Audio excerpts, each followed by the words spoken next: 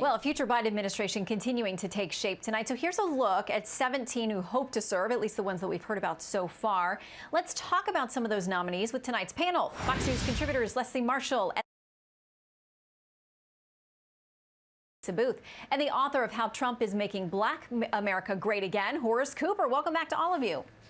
Hi, Shannon. Good evening. Hi, Shannon. Okay, so let's talk about Pete Buttigieg, because Jackie was just doing some reporting on him there. Joel Pollack, who is over at Breitbart, tweets this: "Congratulations to Pete Buttigieg, who would be the first gay cabinet member, except for that other guy, Richard Grenell, who was actually appointed by the real Donald Trump and had other positions and was too good at everything he did to be singled out for sexuality alone." Lisa?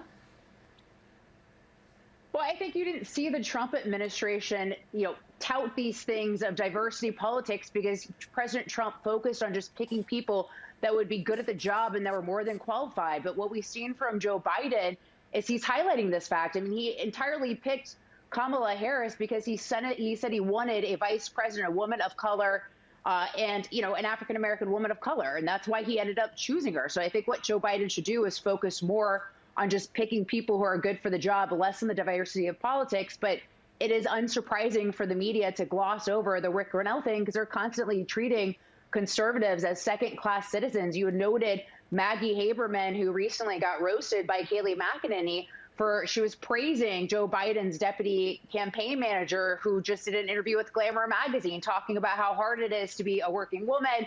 And Maggie Haberman was praising her while completely glossing over, Kayleigh McEnany and Mercedes Schlapp and multiple other conservative women working for President Trump who did the exact same thing.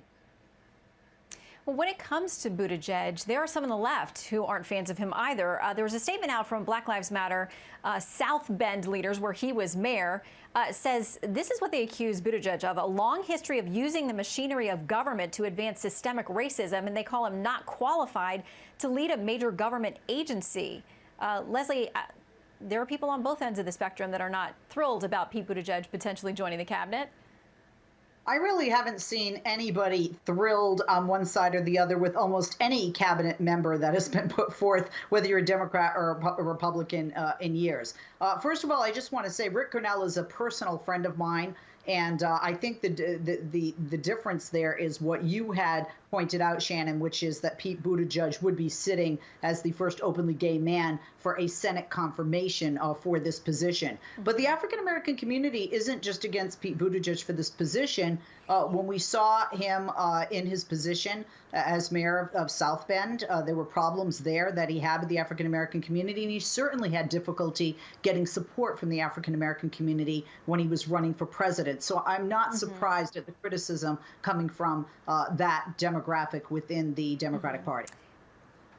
And Rick Grenell, as ambassador to Germany, ambassadors do have to go through Senate confirmation. So he went through Senate confirmation for that, but not the acting cabinet level position that he had. Horace, I want to ask you about another potential Biden pick, Gina McCarthy, who was head of the EPA. She was the administrator. Now, let's remember, this is what President Obama said when he was campaigning January 2008 about his energy policy and plans. Under my plan of a cap and trade system, electricity rates would necessarily skyrocket. Okay, so the U.S. Chamber in August of 2015 said he actually accomplished that and said he had the help of Gina McCarthy to do it. They talked about her work in the EPA and said that it was a success if you talk about higher regulations, higher costs, and now she's being brought in potentially to a Biden administration to oversee climate policy. Yeah.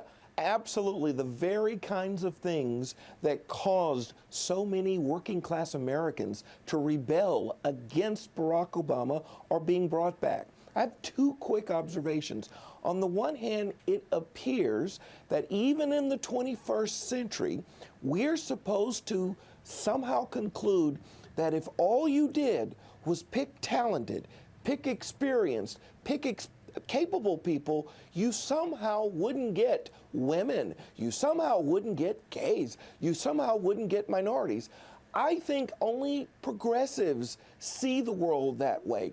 I think if you're getting the most talented and the most capable, you're going to get a variety of Americans, because America is made up of a variety.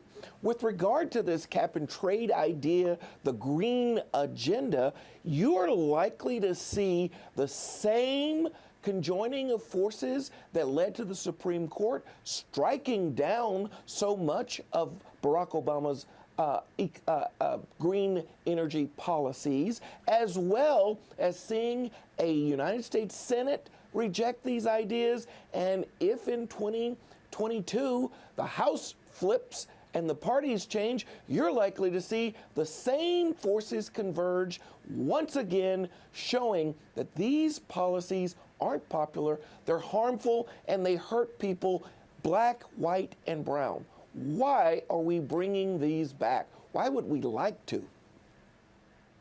Well, there's a growing body of reporting that there are a lot of requests now that the Biden-Harris administration would have to deal with, because they had a lot of different factions that they appealed to bring together the coalition they needed, and now people are coming to the table with demands. So we'll see how they handle all of that as they put together their potential future leadership.